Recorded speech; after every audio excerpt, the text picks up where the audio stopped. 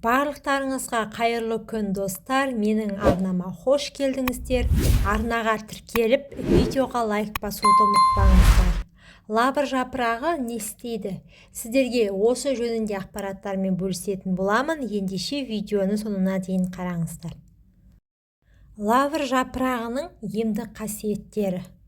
Лавр жапырағының құрамында бізге қажетті микроэлементтер мол. Сондай-ақ ол ағзаны қалдықтан тазартып, иммунитетті көтеруге де көмектеседі. Ертеде кептірілген лавр жапырағын халық медицинасында көп қолданған. Оның тұнбасы бауырдағы тасты түсіру үшін, асқазан ауруын емдеп, адамның асқа тәбетін ашуға пайдаланған. Тері ауруымен сырқаттанғанда лавр тұнбасын ішу керек. Ал ревматизм мен буыны, белі ауыратындар осы тұнбаға сірке қышқылы мен бал қосып ішкен пайдалы дейді дәрігерлер.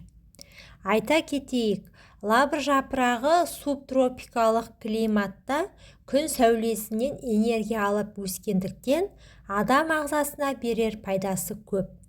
Бұл пайдалы жапырақ төмендегідей аурулардың алдын алуға көмектеседі. Диабет кезінде лавр жапырағының көмегімен қаныңыздағы қант мөлшерін төмендете аласыз. Ол үшін термосқа 10 жапырақ салып, 3 стакан қайнаған су құйыңыз. Тұнба 3 сағаттан кейін дайын болады. Бұл емдік сусынды күніне 3 рет тамақ жерден жарты сағат бұрын ішіңіз. Емделу курсы 2 апта. Арықтағыңыз келсе, 5-6 жапырақты ұсақтап турап, 1 стакан салқын су құйып, 1 түнге қалдырыңыз. Таңертең лавр суын 15 минуттай қайнатып, қақпақтың астында тағы 30 минут сақтаңыз. Қайнатпаны күніне 3 рет ішіңіз. Емделу курсы 1-7. Одан кейін міндетті түрде 2 аптадай үзіліс жасауыңыз керек. Сусын дәмді болу үшін бал, жаңғақ, даршын қосып ішуіңізге болады. Ұйқысыздыққа ұшырасаңыз, лавр жапырағының иісі дәрілік шүйгі шөптен кем тыныштандырмайды. Жастығыңыздың астына біршама лавр жапырағын салып жатсаңыз, жаңа туған нәрестеде ұйықтайсыз. Бұл әдіс балаларға да пайдалы. Мұндай хош иістен бала керемет қалың ұйқыға кетіп, түн ұйқысын мүлдем бөлмейді. Ара шаққан кезде, егер сондай жағдайға тап болсаңыз, лавр жапырағы ара шаққан жерге қойып, байлап тастаңыз. Қабыну тез арада кетеді. Үйіңіздегі ауаны хош иістендіреді. Лавр жапырағының құрамында эфир майы болғандықтан үйіңізді залалсыздандыратын қасиетке ие. 10-15 жапырақты алып қайнатып бөлмелеріңізге қойыңыз. Біршама минуттан кейін керемет хош иіс шығатын болады.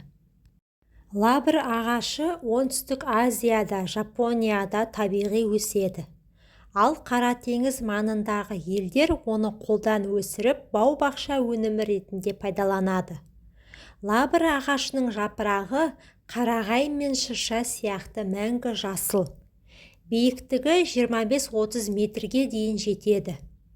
Гүлі мамыр, маусым айларында ашылып, жемісі қарашада піседі. Жемісі сүйекті қара-қоңыр болып өседі. Жемісін күзде жинайды. Лавр жапырағынан дәрі-дәрмек жасалады. Емдік қасиеті мол. Оны халық емшілігінде де қолдануға болады. Солардың кейбіріне тоқталып өтейін.